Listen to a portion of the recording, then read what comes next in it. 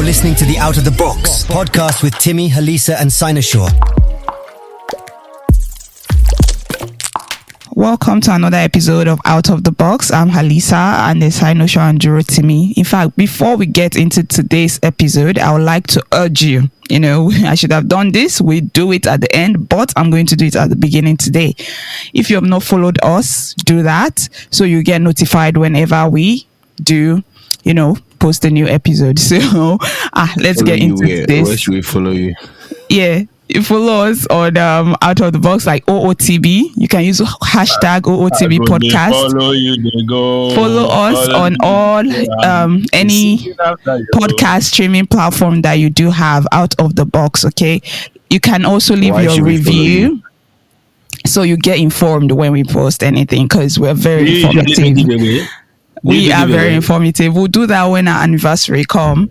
But right now, we are giving you information. You should be paying us. Okay.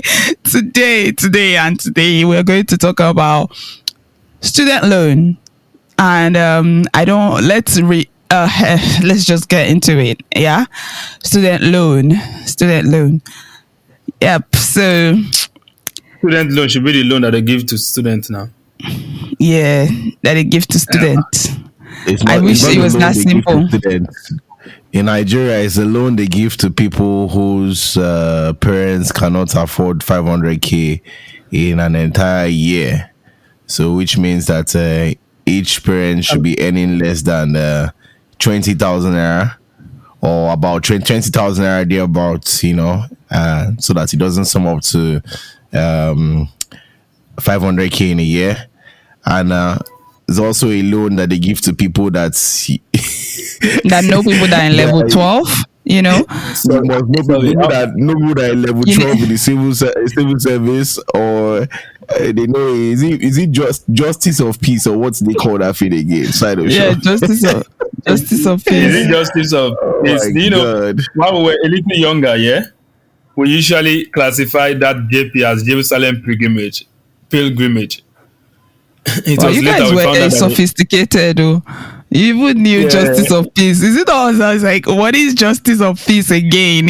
When we saw it, you get to see. But seriously, so are you by implication stating that each of the parents, right, in any household will not be earning up to an amount of money that can get us a Campari if we decide to go on a short outing to a lounge on a Friday night?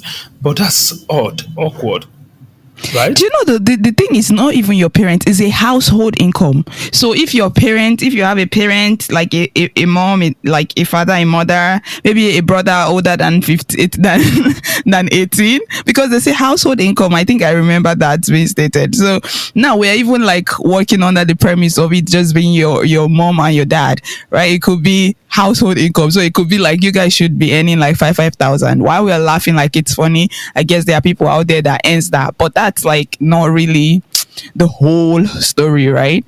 Yeah, we'll be digging deeper and deeper into the whole conversation around student loan.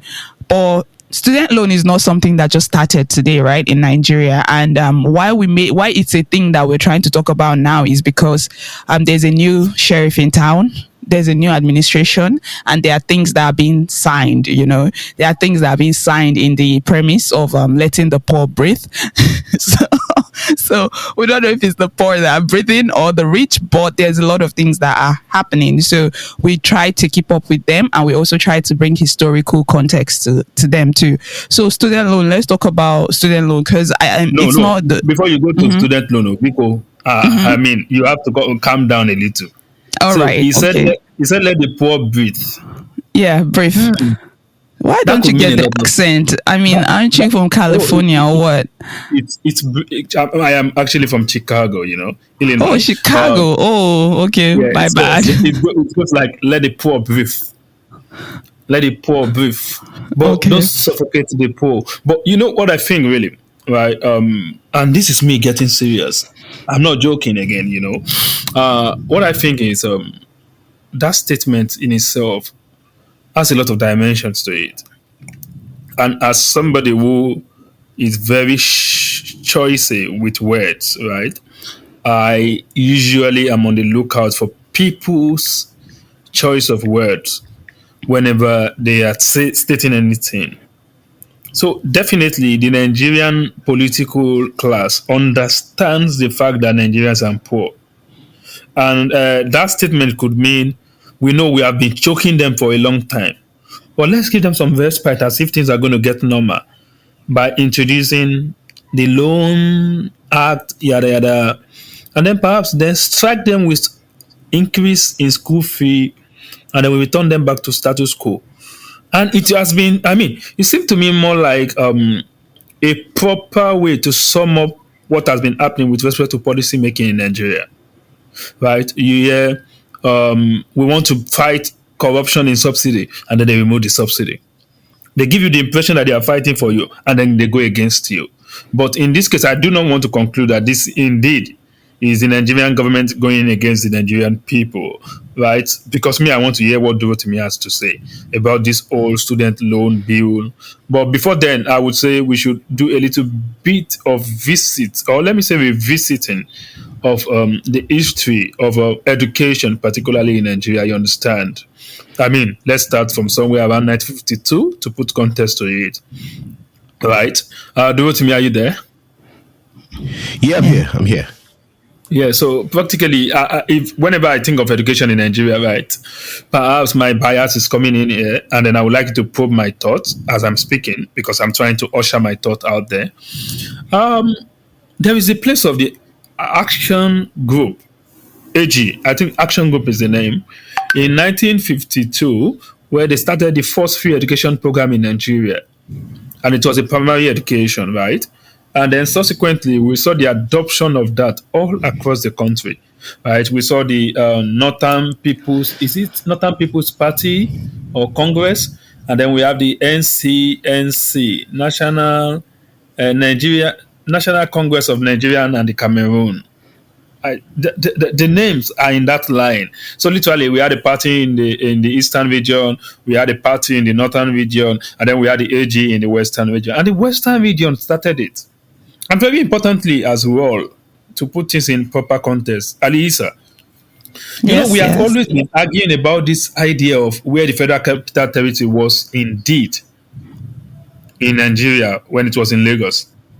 Right? So the areas within the area within the Lagos metropolis, we also saw that the federal government started adopting that AG's policy.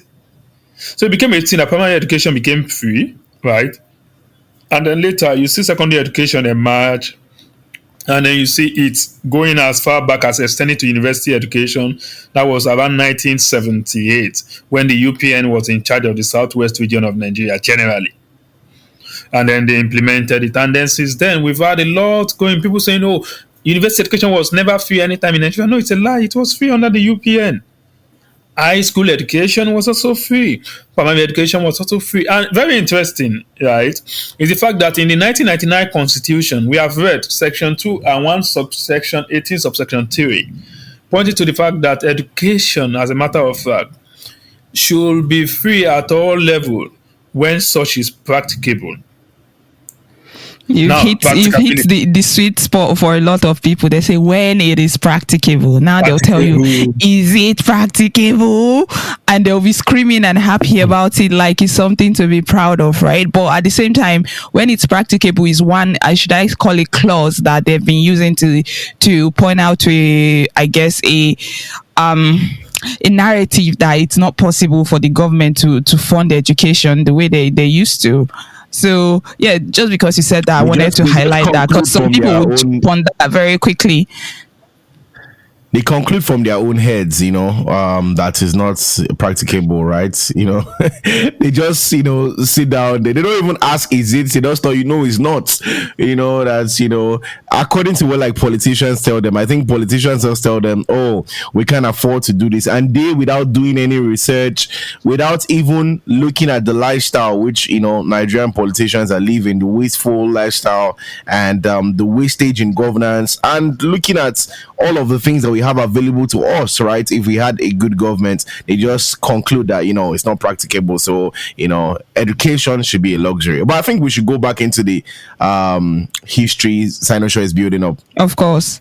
Yes. Yeah. So I mean, it goes without saying that a people who perhaps do not recollect their history, or who have no proper grasp of their history, are bound to be misled in the future. And that is also very interesting for me, because I am also a person, we've spoken to it on previous episode, that I listen to oral history a lot. It's through songs, through eulogies. I mean, when you speak to your mother as an African, there's a way they want to talk to you. There are some things they recite to you that tells what your father is. Some people, they call them the child of a lion. Agu Konroye. Some people, Aguna something. You understand? They just are telling you that one way or the other, your parents are people who are highly respected. Like, even if the environment was a jungle, they were king in the jungle.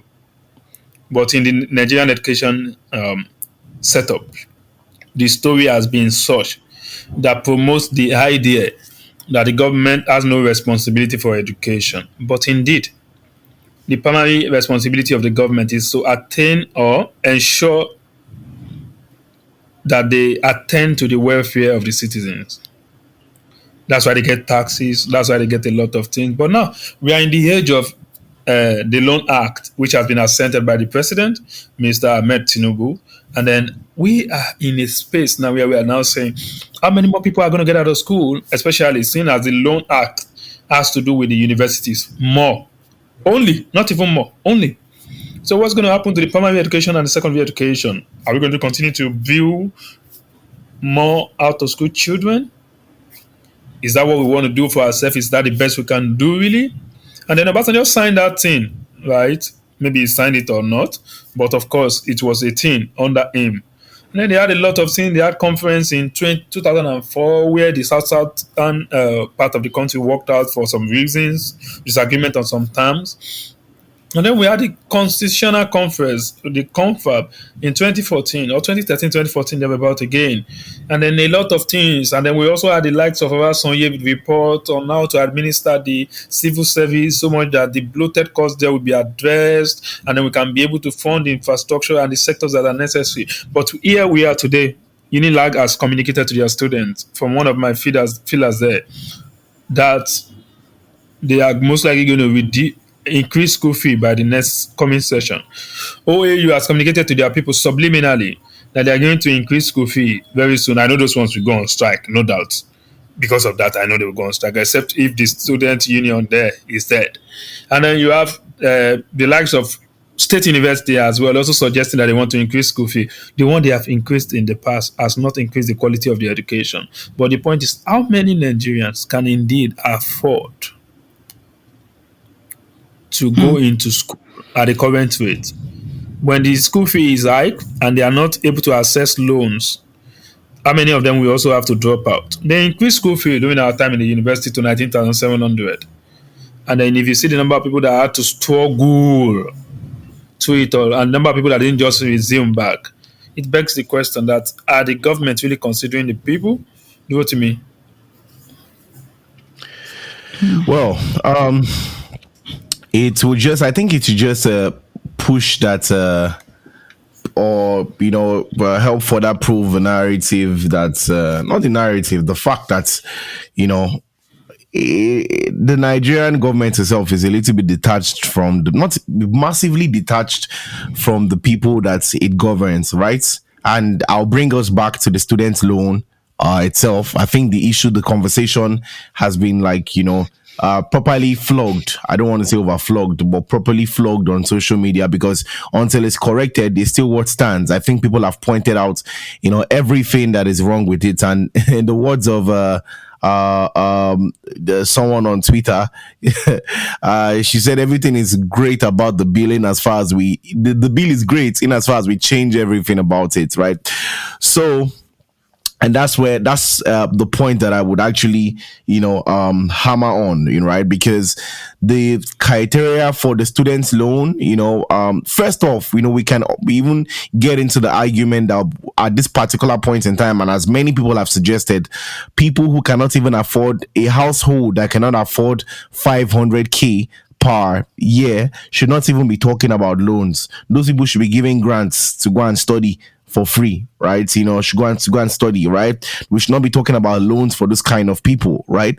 But given that the current administration is is the one that's is in power right now, there's little that the people can actually, because they can claim that people voted for them because they believe in these ideas, which I do not believe, right? But we come back into the student loan, and then we discover that the criteria for the loan, who qualifies for the loan, what you need to do before you get the loan, people that you need to get as guarantors, level 12 civil servants, and all of those complications, right? All of those things that makes the thing just overwhelming for people, right? And one would wonder what kind of family would not be able to raise up to 500k combined income in a year. If those kind of families, how are they going to have access to a level 12 officer? How are they going to have, because we're talking about maybe the market woman, even maybe below the market, maybe the market woman who is not even doing so well in the markets, because the fact that you're a market woman does not mean that you're extremely poor, right? But the market woman who is not doing so well, or people who have maybe zero income or are not working, or all those kind of things. So how do those kind of people have access to a level 12 officer, and some of the other criteria that are put in there? I mean, it's just so overwhelming for people, right? And it shows you that the people who propose this bill, they are absolutely detached from the people. So, to me, like you said now, and you said these people that created this the bill that is now a law or something like that, like you said, they are detached, like massively detached from the people, right? But somebody now raised a very salient point, actually, when we're having this conversation. This is a very interesting one, because we kept on having it consistently, continuously, and I'm so glad that we did not quickly just pass over it like we do for every other issue, right? So somebody raised the point. The person was like, are we also detached from reality of being so surprised that there are families that earn less than 500k a year?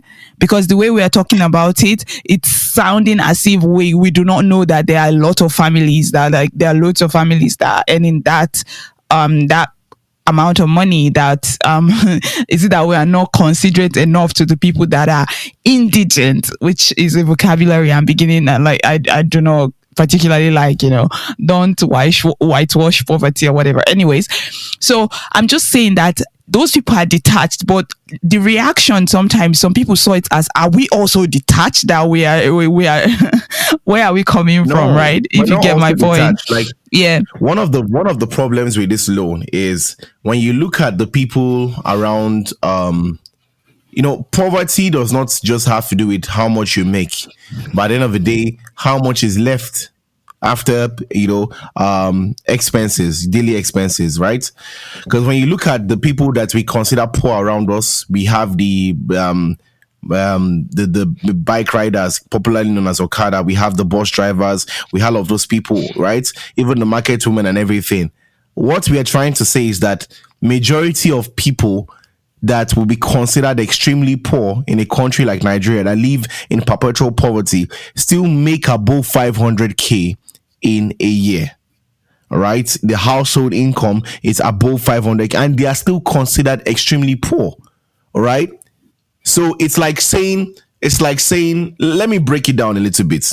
It's like saying, government wants to help people, but they want to help people that don't, or even though, even if you make 50k in Nigeria a month, you will still be extremely poor, right? You cannot afford, the basics, but they will now cap it at, we're only helping people that earn below 5k, right? How does that make any sense?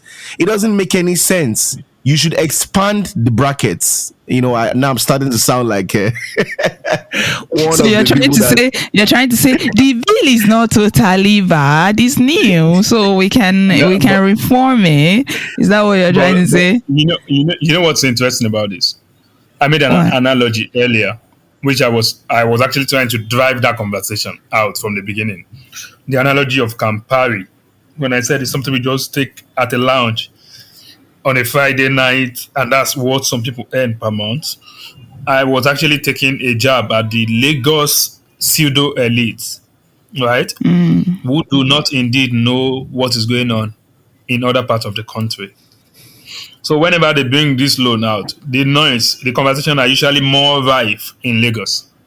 But what you find out is that the analysis will be such that it's distorted because Lagos is an outlier in Nigeria. And I must state clearly, not because of what anybody is doing on Lagos, it's because of the strategic importance of Lagos to West Africa, number one, and to Nigeria, number two, right? And if a lot of people will not get this, right? If it was Warri as well, that was the capital city of Nigeria first, it is Warri all of us will be going to now. If it is Akwa Ibom by the seaside, it's Akwa Ibom every one of us will be going to. I don't know, maybe this makes sense to you, ladies and gentlemen. But the point is, when Lagosians are now analyzing anything, right, they analyze from a place of distortion. What is distorting their view? Privilege. A conductor will go out in Lagos every day and they will bring 3,000 home. Even more. A person who's doing even much more rewarding work than a conductor will go out in Ibadan and they might bring just 1,200 home. But the person who's living in Ibadan one way or the other, you will see at the end of the day, they are living in a 3-bedroom flat, which they probably are not paying more than 300,000 for every year. Why? Because there's perhaps a child in Lagos supporting them with 20K monthly. And then with their 1,200, they are somewhere where they can do about 52K monthly. And then at the end of the day, they can do about more than 600K annually. And they are spending about 200,000, 250,000 on rent. And they will find a way to live on the remainder. Why am I saying all of this? I'm saying the issues, right, should be analyzed from a point of view that is completely detached from the Lagos point of view. And then it will make sense that indeed, quite a number of people are not earning up to 500K in annual income. But if you now interpret it in US dollar terms, 500K currently is just about $800. $800 divided by 365 days. I don't know, maybe this makes sense, ladies and gentlemen. You're not going to get more than $2.30 so day. That's what they used. It just clicked to me now. This below this $2 is it World Bank? What's it called? Below poverty rate. So I think that's what they use now that you just said it. So now it's looking, the conspiracy is getting more and more interesting. Even at that, if you say $2 per day, multiplied by the current dollar rates, that would be amounting to almost 1,500. No, because we try to talk about foreign, we importing foreign ideas, right, to deal with things that are very local and sometimes. So I'm thinking, okay, where did they even get this 500,000 of things? So now it makes, I feel like, you're still not going to get those people will not still qualify for this loan, and they are not normally expected to qualify now. I'm just trying to say, okay, if it is 500,000 and below that they are looking at, right? We are saying, okay, They are talking about people who are only able to get $2 to feed per day. Imagine a family of 3 on $2 per day, right? That means they probably will have to skip some meals because to get the proper meal now, let me talk from Ibadan, Ondo town, and Akure, right? You will need about 300 in Akure. You need about 500 in Ibadan. So it now begs the question, like, if you are using 500 to eat, how much is $2? That's about 1,500. How much is it? 30 cents on it. That's about 200 and is it 210 or something? I'm not so sure. I don't want to mix the math together now. But what I'm saying is, and the $2 per day poverty thing too. It's I think it's been there since like 10 years ago. We didn't even factor the inflation that has happened, since then. But exactly. So Oh, now okay. when you now say people want to go to school, and you said you only want people who are earning whose household are earning less than $2.30 every day to be the one that can go to school, then it now begs the question that are you trying to say the people who are earning 1 million annually are earning fine? They can be Yeah, earning and fine if you the problem that this creates is that after this loan is provided, tuition is going to go up. So those people who exactly. could normally manage or struggle or suffer, to get their children to school would not be able to afford it, because by the calculation, like if a an Okada operator makes more than 2,000 naira per day. He does. He does make more than 2,000 naira. It's not an unfortunate truth, it's the reality, right? This is why our politicians need to be more connected to the people, right? He makes more than 2,000 naira per day. And if he makes more than 2,000 naira per day, and maybe he could struggle and save up and suffer to send his own child to school, which will be most likely, which should be a very, very tough occurrence. But at the same time, now he will not be able to afford it again totally, because they want to give it to someone who does not make up to that amount. Not like we're saying it's a bad thing. We are saying those people that don't even have families that don't even have incomes of up to 500,000 naira per year should be given the grants. And then you can now, if you even have at all you want to give a loan that would make sense, you reconstruct the criteria for the loan, everything that has to do with this loan, every single aspect of this loan, and then you can now be able to offer it to people who earn above this, right? Because if the Okada man and the market woman is making above 500k every year, what is the purpose? Because those people, like you're saying, Sinoshaw, they are still considered extremely, not just poor, extremely poor.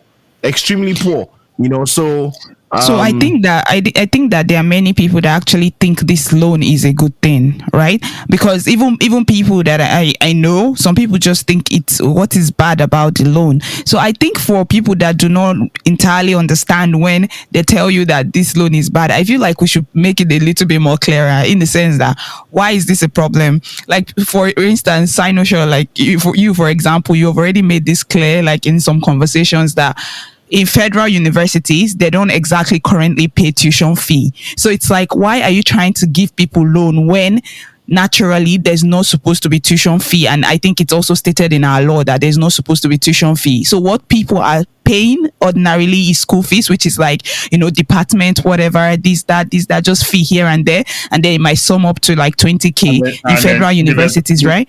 And the Yeah. developmental level of about 18K.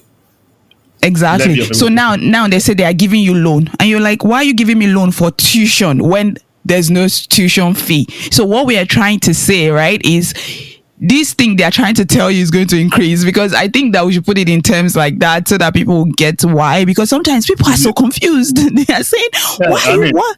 Yeah. Like I said earlier, in the UNILAG case, they are going as far as 150,000. From what is being touted in the public space now. And you know why I am usually not really surprised is student loan seems more like an Americana concept. Right? I don't know, maybe you've read Auntie Chimamanda's work on Americana. Yeah. But it seems more like an Americana kind of thing, a foreign kind of thing. Nigerians will love it. Yeah. But it is indeed not their kind of thing. You know why? Because they are still the same set of people, right, who needs to be helped to acquire the level of education, just like myself as well. You understand? Because the point is, nations build their people. The people build the nation. I don't know, maybe this makes sense. Nation builds their people, and the people builds the nation. The concept of loan in itself is outsourcing the duty of building the people to the people. And when you say, student loan is the way to go, it wasn't so until 1998 in the UK. Imagine the number of years they've had as a developing country, as a developed country, before they got to that point. Now, look at the US. It wasn't so until very recently. And in most colleges, up to college level in the US, till today, tuitions are still free in public schools. Now, and it doesn't mean, pardon me, that the quality of education has declined. No, it doesn't. Research, everything is still going on. The kind of analytical learning that you need to learn that you need to have at that point, you will still be able to do them. So now it now takes us to the next level of the conversation. As Nigerian built its people, I think the 20 million out of school children will bear us testament that no, Nigeria has not been doing so. They've been defunding even the public education since the UPN was out of government after the coup in 1983, 84. So the point is, what exactly have we done for the Nigerian people? We have taken subsidy away that they benefit from. Now we are going to take their cheap education, because normally the education is not currently free at university level. So they are now taking that even cheap education away and replacing it with a more expensive education, which means anybody who is earning 500,001 naira will not even be able to benefit from the loan. People who can get level 10, is it level 10 or 12 civil servant, and then lawyer who has practiced for 10 years cannot get the loan. So the whole conversation is, why create so much barrier or barricade around the loan that should ordinarily help with access to education for the Nigerian people? That's where my concern is. I hope that makes sense. Yes. Many of these things that happen, and you cannot just look at what is even being said, right? You'll be looking around all of these things, and people will be telling you, look around, look at this government, look very closely, and look where you can, eat. Basically, look where you can create industry. So the scary part now is what kind of industries will start coming around when there's a loan system. There's a loan system, and they told us in the bill that there's going to be a special bank for this, and they're even trying to say, be grateful because it's going to be interest-free loan. But then you have to think about it and say, okay, do banks only make money from interest? I mean, why are you trying to play with all of Nigerians' intelligence? Like, the interest is the only way that the bank, what's it called? The people would have been able to make this thing. Because many people were making points to say that the government is even going to lose money, as if, like you said, building your citizen is not indirectly building your nation. People are saying you should be grateful. The government is going to lose money, but they are not. If they are going to establish a bank, a financial institution, and then there will be funds to that bank, from percentage from NNPC, FIRS, from here and there. They said there are ways for them to fund it. If there are ways for them to fund education for 3 years, because if they should start now, even if they give the loan to somebody that is a 400 level, the person is probably not going to start paying, until 2 years after they've done their NYSC, and that's if they are in a job and they are not arrested. So that person is not going to be paying, right? So for 3 years, it means the government can fund education, right? If they can fund it until people can give them. So if it's a serious type of system that we are running in a 3-year system, there should be ways, systems that have been put in place to also regenerate income or recoup some of the monies that have been wasted, and then if you get what I'm trying to say. So it's like, if you are not going to start giving loans today and you're going to be getting it back tomorrow, we now understand the kind of system we're running is strictly business. It's business, right? You're not going to be getting anything back. It means you can fund a lot of people for 3 whole years. What is stopping you from putting infrastructures in place that you would even be able to still fund more students? And it's just all up in the air for me. So what I think a lot of people that would reason along this line of the way I think would think, why not just give free education? Is Nigeria in a place that they can reasonably say that they want to leave people and gamble with things like education, healthcare? I would say no, we should not be gambling with things like education, because if your citizens are not educated, it's not even about that person. Yes, it's about one person building themselves, but it's about the society in general. What kind of society are we looking to have in 40 years time, right? So it's a lot of, it's just a lot. It's just a lot. I think it's a mess. Why is there no free education? Majority of countries that are very wealthy, even up until today, still keep their education pretty low or, pretty free. Scandinavian countries are still free, even for international students. It's Canada that you go, or maybe UK, and you'll be paid extra as an international student. Yes, so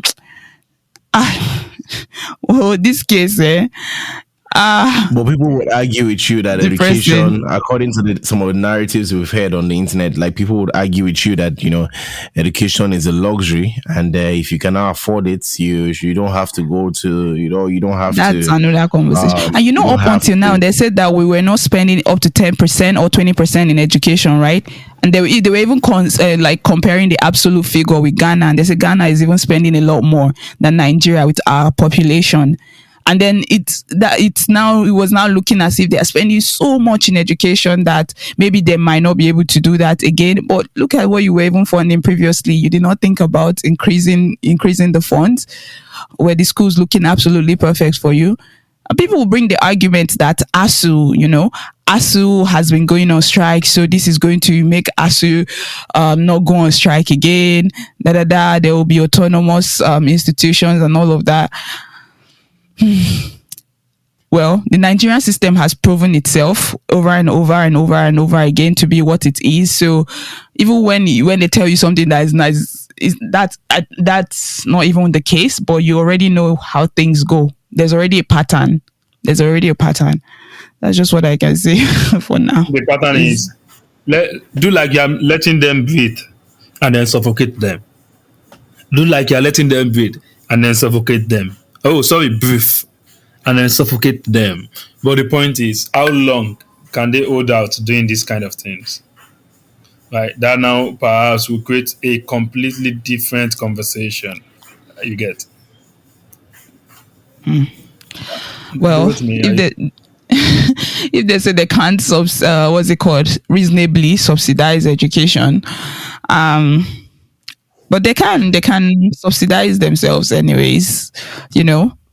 The honorable agency are Nigeria. It is crazy. It is crazy, honestly, because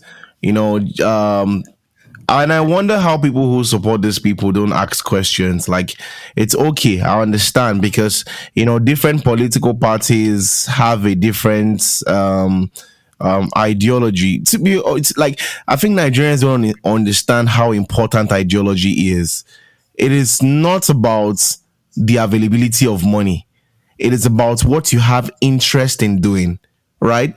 There are some people that have a lot of money and they are not interested in showing off, or they're not interested in doing things that people that when you put up all those kind of activity online, people will consider you rich. So what the point I'm trying to make is, it is not about the availability of money. It is about what these people believe is more important. If they actually understand the importance of education, if they actually understand the importance of investing in the people, because investing in human development also goes beyond education. If they actually understand that the Nigerian people they are one of the biggest resources that are available to the Nigerian state to develop itself, they would invest more into it. But they don't believe in it. I don't think they believe in the people. They believe in oil. Oh, let's sell oil. Oh, they believe in using the people to get what they want, but they don't want to develop people, to such a point that they can even you just stand. made the point now that I also mentioned to you. I think if there's Nigerians are like dollar signs, like dollar bills, they'll be looking at us. And that's why sometimes I really do not like referring to Nigerians in data like 133 million. We have to do it, obviously. We have to reference something. But if you just use your mind to imagine when they say 20 million children are out of school, you would not even be able to imagine it, right? So the way we deal with people, it's like in data, in numbers. And I think that the way that the system is dealing with Nigeria now is just like when they are looking at Nigerians, they are just looking at dollar bills. I don't even know, it's all up in the air. But they can definitely subsidize themselves, at least from the news that we've been getting since last week from RMAFC. Yeah. Let's. You know, it goes back to what I always tell people, like if politicians or if the rulers of Nigeria are saying that there's no money to fund education, there's no money to fund healthcare, there's no money to fund anything, right? Because at least, even, Nigerians are not people that like to demand for a whole lot. If you just give them something, just give them, they're just asking for like the bare minimum, right? So where can we see this? Where can we see the impact of all of the resources that Nigeria has? Where can we see it? Is it in infrastructure? Is it in healthcare? Is it in education? Is it what sector is really doing well that the government is, that the government has made do well, right? And it's little or nothing. And at such a time where Nigerians are trying to cope with increase in pump price and so many other things, and even increase in tuition and so many other things that they're going to propose, because they're going to take out subsidies on almost everything that we currently have, right? And at such a time, the RMAFC, feels that it's convenience, and that's the board that is responsible for, reviewing how much Nigerian public office holders actually make, right? The revenue mobilization, allocation, and fiscal commission. Let's just put that in the RMAFC. Yeah. Think that it's a great time for them to present, increment in public offices salaries, and it's a whole go on, Dorothy, just go on, I beg. So it's very funny, right? Because there was a court case, I think Serap sued the RMAFC 2 years ago, 2021, and the judgment, part of the judgment, and what the judge told the RMAFC, according to something I read, according to the report I read online, was that they should actually review the salaries of Nigerian politicians to reflect the poor economy. And after such a judgment was given, like it's so funny that these people sat down, and after all of their research and reviews or whatsoever they did, and the only thing that they could arrive at is that, well, we've not increased these people's salaries for a long time, and even though people have been crying that the salaries of Nigerian and salaries, allowances, and benefits that Nigerian politicians get should be cut down drastically, because we cannot keep on funding such madness, right?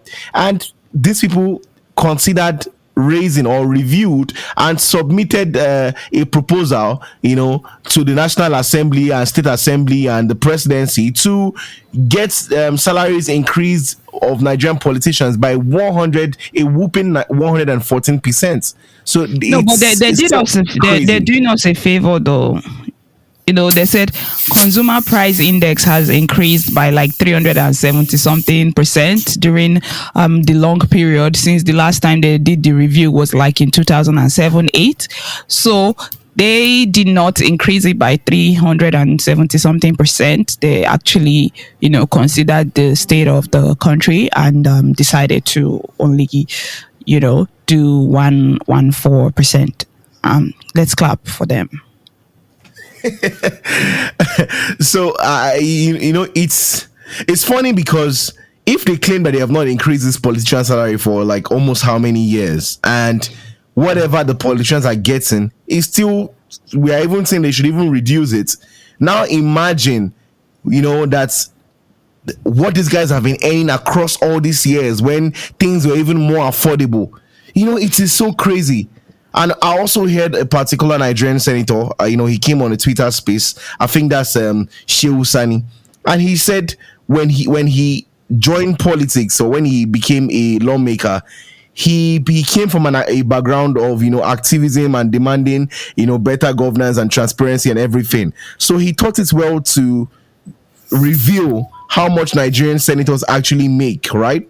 And the backlash that he got after doing that, most of his fellow lawmakers were against him. They were angry at him that he revealed. So it's like a secret cult Once you get in there, it's like they have this 1 day orientation or 1 week orientation where they tell you, anything that goes on in this place, you don't go online and say it. Because he said he almost lost his seat and people were angry with him. His fellow lawmakers were, he said something that was funny, that his fellow lawmakers were, like, why would you reveal such, that people are now fighting with them, that, they didn't want anybody to know how much they earn.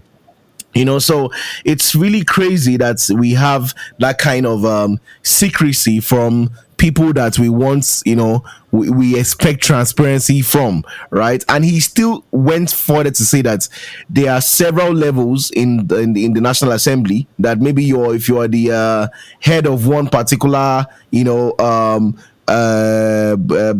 do they call it? Senator can help me out. Maybe one particular team or one particular I've forgotten the term that they use. You are actually paid more. And if you're the Senate president, you don't get paid what the regular senators get. If you are the majority leader or minority leader, whatever it is, you get some certain increase to what the average Nigerian senator earns, amongst other benefits. Let's not also forget the person who is the current Senate president now. We are running a vast crime scene. Yeah, exactly. Right.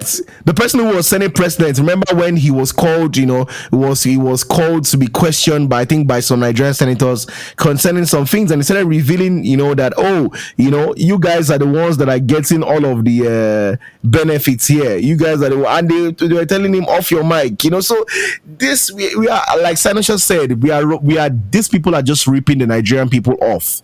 And at the end of the day, what pains me is not that they use that, how much they're getting, to, better the lives of Nigerian people so that we can match up.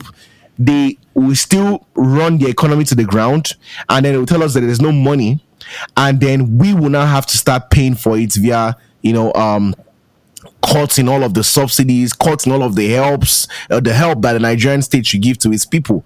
And I was thinking of it today, right, that the only reason why we have not entered that massive crisis is that these people still have the ability to take loans.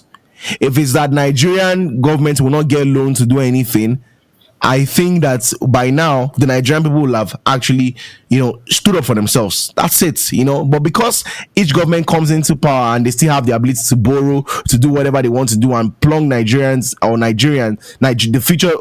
future generations of Nigeria into more debts, they can keep on doing what they are doing. So it's crazy. And I'm happy that the Nigerian people this time around, they sustained the conversation.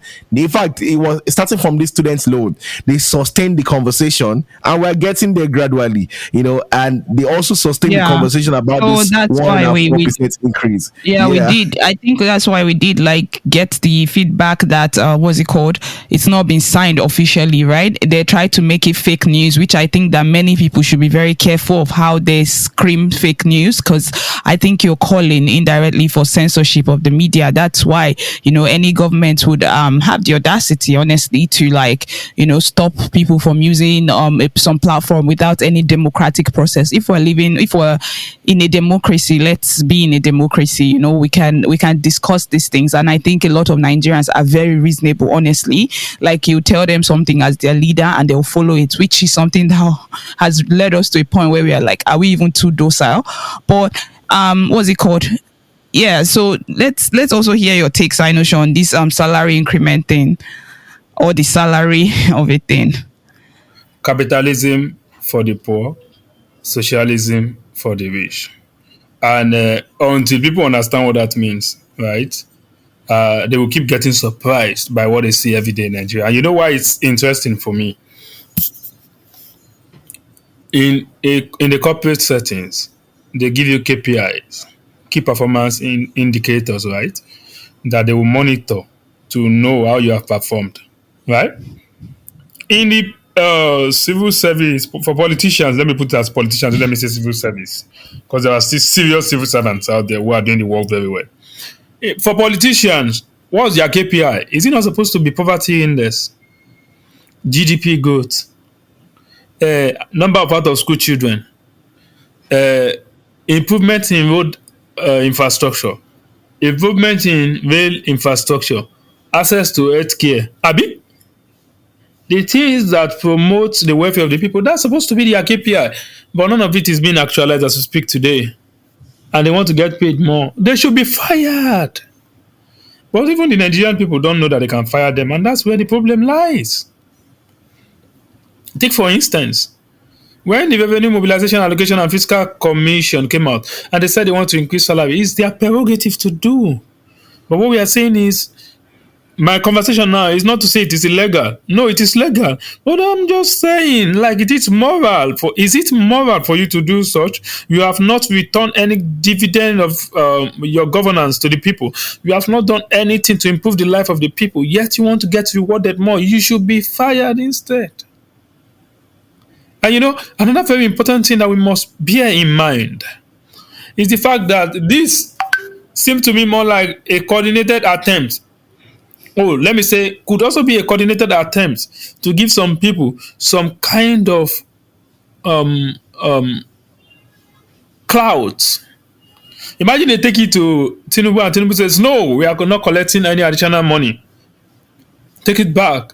We have just told the Nigerian people to take subsidy. And when you tell him in the future that you must return our subsidy, they will tell you, even our own subsidy, I remove it. You have seen them doing it in Lagos. Do what me, you can attest to this. Fashola will under-promise so as to overperform. Things that will yield 10, there's a very high likelihood that we say, it will yield 8. And at the end of the day, what you get is you will get 10. And then you'll be, that's impressive. You beat the KPI. Who set the KPI? He set it by himself by underplaying your expectation. Or let me say by understating what you should expect and then outperforming it. So at the end of the day, what they have just shown to us is either they are trying to play this game I've just mentioned, or perhaps they are trying to tell us that we know that you have taken some heat so that Nigeria can progress. But that doesn't mean we will not be rewarded for our service to you, which is we helping you to make your life better, but is our lives better. So it is indeed the case that it's not illegal for them to increase it, but they have a moral burden on them now, which states that you have not made the life of the people whose office you are currently occupying better. Then you should have a moral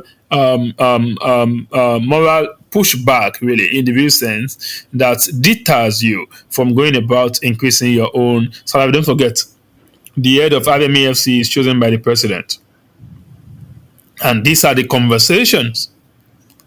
Not just the head, Sinoshaw, the entire commissioners, the entire representatives from each state is recommended according to what I found out. You see, Sinoshaw, one thing that Nigerian people must do is learn to find information for themselves. If not, this ruling party, they will use propaganda to kill us, right? The entire representative from each state is submitted as a recommendation from the presidency, according to what I found out, right? So it is very crazy. Okay, I have one question to ask, right? So they said, we've been advocating for like cut down of expenditure, leakages be blocked and all of these things. And somebody was trying to make a case for how much that they are even earning, that if you cut it down, what would it do for infrastructure? What would it do for the Nigerian people if, the money that is being paid to the public office holders? And I think, not generally, but the public office holders here, I'm talking about people that are directly in this ruling class, in like maybe the house or all of those places in the government, not civil servants. So, but then even civil servants, those people, when they come and they have to like change their cars, do this one, that one, it's just a lot of spending, right? But then at the same time, people are like, at the end of the day, when you total that amount, is it going to give you billions or trillions that you want to invest somewhere else? Is it that massive, or is there a case there, kind of thing? Someone was actually asking this, so just wanted to hear a little bit on that, maybe figure wise, and we'll see, take it from there. I actually missed that question. Okay, right. So what I'm trying to say is that, are these people being overpaid for real? Or yes. The point is, at times, right, the bonuses, right, or the bonus that they get or let me say the allowances, let's put it that way. Allowance is the right word. That they get is some proportion of their basic earnings, right? But over time, we've realized that that is even bigger than their basic pay in the real sense. So it now gives us an impression that if you increase the salary now, you are literally increasing the benchmark upon which those allowances are built. Then you will see them earning more allowances. And then there's also the plate of saying the current amount they are earning in the real sense, do they even deserve it? And another issue is, do we even Exactly. need to, do they deserve it? And then do we even need to run this kind of bloated government where we have a bicameral legislative arm that are doing so much and doing nothing? Right? So the thing is, anything that is going into the wallet of the Nigerian government now and it's not picking out money for capital expenditure, right, is a problem that needs to be ended. The only thing that can be allowed in that sense are the things that ensures that the society is not completely left in a state where it can descend into anarchy. Like this fuel subsidy removal, right? If they had maintained it, I wouldn't have stuck. You know why? Because it's actually one of the glues that is still currently holding Nigeria together. You can fight the corruption in the system, but leave the benefit for the people. And if you want to remove subsidy, collect the database of everybody, know where they are, know what they are doing, know what they earn, and know how to put money in their wallet every day. And you see, Nigerians are always good to import anything into Nigeria, except for the things that will benefit them. I was checking earlier yesterday, and I found out that in the US, social intervention program sums up to more than 40. Unemployment benefit, child care something, triple P something, KIPP program, this program, that program, just to ensure that people go to school, get access to it, Obamacare, mention it.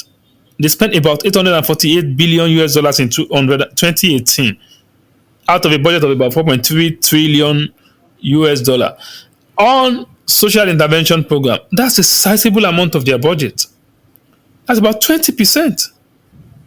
Is it 20%? About 25%. So now when you now talk, right, in Africa, and you said whatever the people are benefiting should be taken away from them, you do not indeed have a proper grasp of the African problem. And this salary is actually, like I said, is somewhat like a disguise, a smoke screen towards a larger plot to get more allowances. And if the Nigerian people want it to continue, so shall it be. But we, as a matter of fact, I think it should not be allowed to go. For me, Sinoshaw, right? For me, I just think that it is very simple. Your salary as a politician should be directly proportional to your performance. And what the Nigerian people have said and are still saying is that over the years, these people have underperformed. If Nigerian politician, and by performance, I would mean how you've been able to improve the lives of your people in such a way that we're not riddled in massive poverty, right? So just imagine that we Nigerians were doing good. Majority of Nigerians were doing good. Who cares about how much a politician is earning? We want them to imagine if everywhere healthcare is working, education is everything in Nigeria, or majority of things, because we're always going to have one problem or the other, right? But at least this country is working and the people are happy. Then these people can earn as much as they want. Nobody cares, right? But when people are living in extreme poverty, and these politicians want to keep on, they want to increase, even when we should be calling for a reduction, they want to increase, how much they're earning. I think it makes absolutely no sense. What are they doing? Just like you've said, what exactly are they doing? How have they improved the lives of the Nigerian people? And in the private sector, if you're not performing well, they take you out. So your earnings should be directly proportional to your performance, and the performance of the Nigerian government, so far so good. I think you made a good point with that performance, and I think the way that performance has been evaluated up until now is in a very warped manner, because people think performance is how many bridges have you built, how many trains have you built, right? Great, fine and good. Infrastructure, hard infrastructure, soft infrastructure is good, but I think that we should bring it down like down to simple things, like how Even many the people infrastructure is still have you. No, that I just feel like that's just too much. Let's not even go into the quality of that. Let's just bring it down to even how the US even do it. Like when you came into office, how many people did you take out of poverty? You know, if at China they said, oh, during how many period, how many years, right? They'll say, okay, 50 million people left poverty, right? How many people did you bring out of poverty? If more people were plunged into poverty, it's a failure. If it's I think we should not even try to do this mental gymnastic too much, Seth. How many people were employed during your time in office? You know, even though we're so rough in data collection, I think that's even an excuse. I don't know why people bring it up all the time that, oh, we don't have data and all of those things. Why don't you have data? Why is that my problem, right? So if you are performing well, right, you would even want to have data. You would do everything to make sure you're showing people it went from this to this, like poverty, you know, people were brought out of poverty this way, you know, people got more employed in this way. Like bring it to simple things, and things when you don't reflect on the lives of Nigerians, even if Nigeria makes 10 millionaires, because I'm kind of legit worried that that's what's going to happen. You know, like maybe we'll have like 20 more millionaires or something, and people will be thinking, or that is going to reflect maybe in our GDP, and people will be thinking that the lives of Nigerians just became better all of a sudden. It's probably not going to be that. You have to like bring people like into like, you know, put this thing into proper, should I call it proper human index metrics, if there's anything like that. So that's just what I think. And I think the point we're trying to make is education is not something that can be gambled at this time. You know, get more people educated. Let's have, if I'm more than 75% of people that finish tertiary institution, because they are trying to sell this idea to us now that, you know, university education is not that important, which I get, but how many different variety of tertiary institutions do we have? Do we have art institutions? Do we have people in some kind of sports institutions? Do we have people in some kind of vocational schools?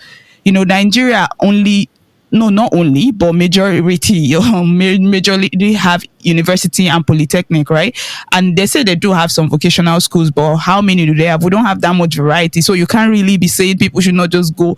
You need to guide people, basically. Like a lot of Nigerians still need to be guided. So I don't think we can gamble like that with education, with things like that. So I think that's one of the biggest points. And we need to see efficiency, right? So yeah. Do you guys want to say anything? Add your I just want to say to Nigerians, Omota kota oko lo mangbele tabakota. In essence, what that means is the child you refuse to train, send to school, is it going to eventually be your Achilles heel. Why so? Because what it tends to breed is an environment where ignorance thrives.